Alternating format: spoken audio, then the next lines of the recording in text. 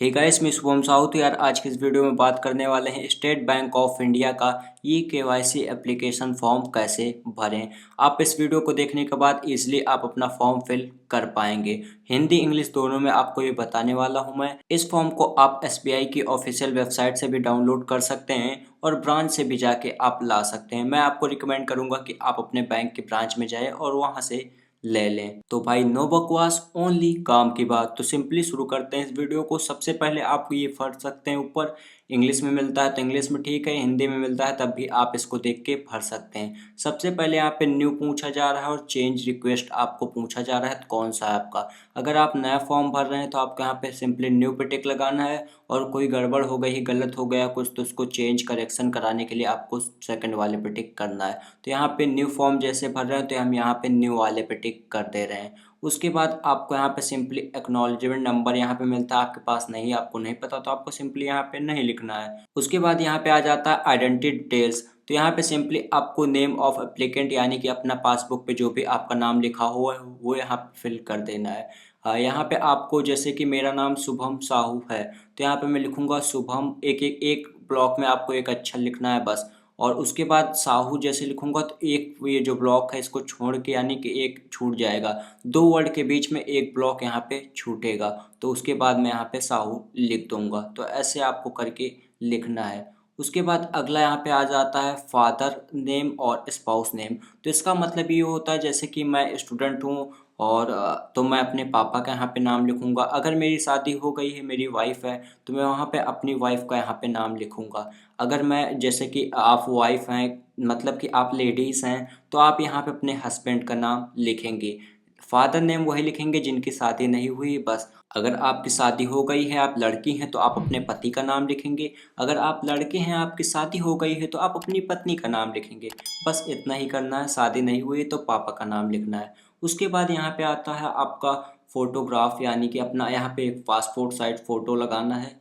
और ये याद रखिएगा, यहाँ पे देख सकते हैं कि आपको यहाँ पे फ़ोटो लगाने के बाद एक ऐसा साइन करना है जो कि आधा यहाँ पे पेज पे हो और आधा आपकी फ़ोटो पे साइन हो। तो ये ऐसा करना है कि आधा फ़ोटो पे हो आधा पेज पे हो, तो ऐसे आपको कर देना है। उसके बाद यहाँ पे आता है अगला जेंडर। तो आप मेल हैं फीमेल हैं, पुरुष हैं तो मेल पे लगाइए, महिला है तो आप यहाँ पे फीमेल पे लगा दीजिए टिक। तो सिंपली मैं मेल हूँ तो मेल पे टिक लगा देता हूँ। उसके बाद यहाँ पे आता है मैरिटल स्टेटस, यानी कि आप शादीशुदा हैं कि आप अकेले हैं, सिंगल हैं। तो अकेले हैं तो सिंगल लगा दीजिए, शादी हो गई है तो मैरिड पे लगा दीजिए। तो शादी नहीं होती, यहाँ पे सिंगल पे सिंपली हम टिक लगा देते हैं। यहाँ पे डेट ऑफ बर्थ आपको भर देनी है। डेट ऑफ बर्थ ऐसे भरना, पहले डेट फिर महीना, यानी कि पहले दिनांक फिर महीना फिर साल। उसके बाद अगला आता है नेशनलिटी। आप इंडियन हैं कि अदर कोई हैं, अदर किसी कंट्री में कहीं रहते हैं। तो मैं इंडिया में रहता हूँ तो सिंपली मैं यहाँ पे टिक मार देता हूँ। उसके बाद यहाँ पे स्टेटस आपका क्या है, आप इंडियन हैं यानी रेसिडेंट इंडिविजुअल, आप यहीं के रहने वाले हैं तो इस पर टिक लगाएंगे। नॉन रेसिडेंट हैं, आप यहाँ के रहने वाले नहीं तो इस पर, और फॉरेन यानी कि विदेशी हैं तो यहाँ पे आप लगा देंगे। तो मैं रेसिडेंटल इंडिविजुअल हूँ तो इस पर टिक लगा देता हूँ। उसके बाद यहाँ पे अगला आता है हमारा पैन कार्ड। तो यहाँ पे सिंपली आपको पैन कार्ड नंबर लिख देना है। अगला यहाँ पे आ जाता है यूनिक आइडेंटिफिकेशन नंबर यूआईडी। यहाँ पे आधार ये दिया गया है तो आधार नंबर यहाँ पे सिंपली आप डाल दीजिएगा। उसके बाद अगला आता है यहाँ पे स्पेसिफाई प्रूफ ऑफ आइडेंटिटी, यानी कि आपको यहाँ पे सिंपली एक अपना आइडेंटिटी प्रूफ यानी पहचान पत्र लाइक, तो आपको यहाँ पे पैन कार्ड भी यहाँ पे टिक लगा के फ़ोटो कॉपी लगा सकते हैं, या आप और कुछ देना चाहते हैं आधार कार्ड वोटर आईडी तो वो भी आप यहाँ पे टिक लगा दीजिए और यहाँ पे वो लिख दीजिए आधार कार्ड दे रहे हैं या वोटर आईडी दे रहे हैं, और उसकी फ़ोटो कॉपी आप दे दीजिएगा। अगला यहाँ पे आ जाता है एड्रेस डिटेल्स, यानी कि आपको यहाँ पे अपना पता डालना है। सबसे पहले एड्रेस फॉर करस्पॉन्डेंस। तो यहाँ पे आपको सिंपली अपना एड्रेस डाल देना है। उसके बाद यहाँ पे सिटी टाउन विलेज, यानी आपका जो शहर है, टाउन है या आपका गांव है उसका नाम डाल देना है। उसके बाद पिन कोड जिप कोड भी इसे कहते हैं तो वो जो भी है आपको यहाँ पे डाल देना है। उसके बाद स्टेट आपको कौन सा है, उत्तर प्रदेश है, मध्य प्रदेश है, जो भी है वो डाल देना है। कंट्री आपकी इंडिया ही है तो यहाँ पे इंडिया लिख देंगे सिंपली आपको यहाँ पे।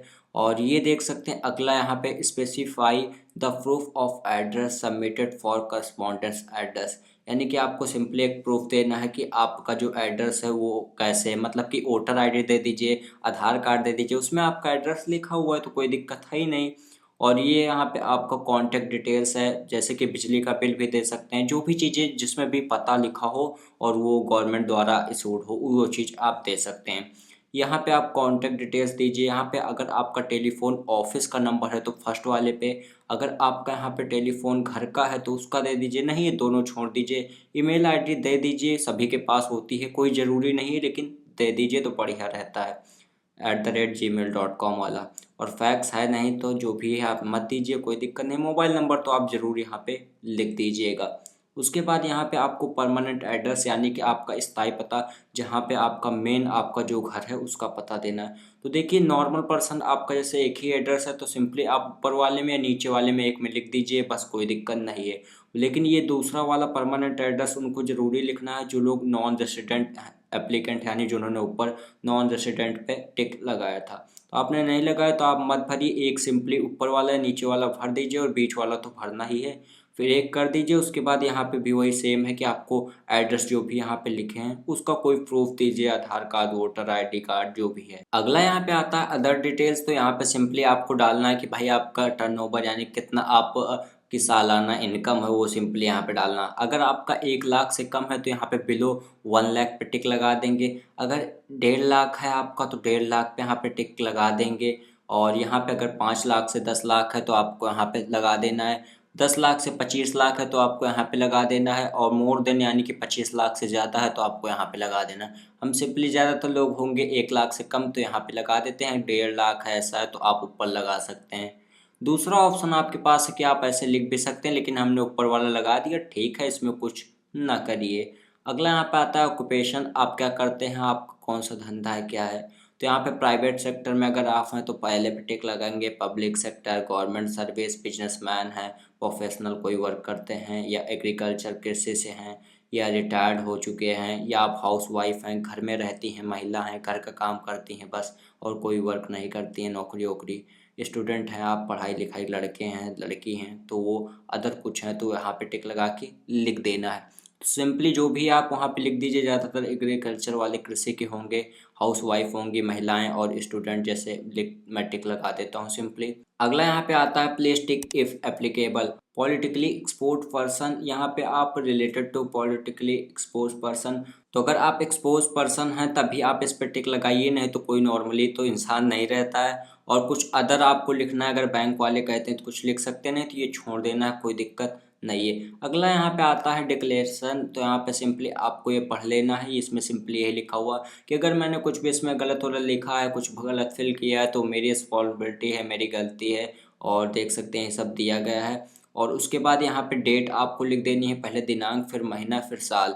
वही डेट लिखनी है जिस दिन इस फॉर्म को सबमिट कर रहे हैं। यहाँ पे सिंपली आपको पूरा सिग्नेचर करना और बॉक्स के बाहर कुछ भी नहीं करना। तो आपको एक बात याद रखें कि आप कैपिटल लेटर में लिखें सब चीज़ें, जैसे कि ये फॉर ऑफिस यूज ओनली लिखा हुआ है इसी तरह, और ये स्मॉल वर्ड है तो इस तरह आपको नहीं लिखना, आपको यहाँ पे कैपिटल वर्ड में लिखना। ये अगला यहाँ फॉर ऑफिस यूज ओनली है तो इसमें आपको कुछ भी नहीं करना है, इसको वही बैंक वाले करेंगे। तो दोस्तों वैसे तो सारी चीज़ें बता दी हैं, तब भी कोई शंका सुझाव नीचे जाके कमेंट कीजिए, वीडियो को लाइक करिए, दोस्तों के साथ शेयर करिए और चैनल को सब्सक्राइब कर लीजिए ताकि आप हमारी वीडियोस को सबसे पहले देख सकें। जल्दी मिलता हूँ आपसे एक नए वीडियो के साथ।